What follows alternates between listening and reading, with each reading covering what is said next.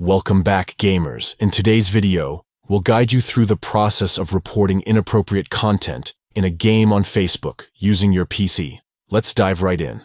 1. Open Facebook. 2. Click on the game's icon from the upper bar. 3. Click on the desired game. 4. From the right menu, click on the 3 dots icon. 5. Select Report to Facebook. A drop-down menu will appear. Choose the option Report to Facebook.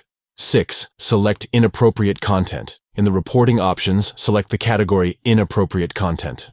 7. Choose the problem you are facing. Specify the specific issue you encountered within the game. 8. Press Done.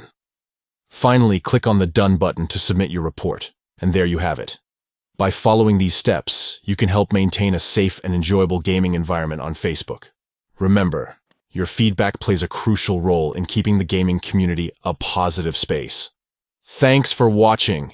If you found this video helpful, don't forget to give it a thumbs up and subscribe to our channel for more useful tutorials.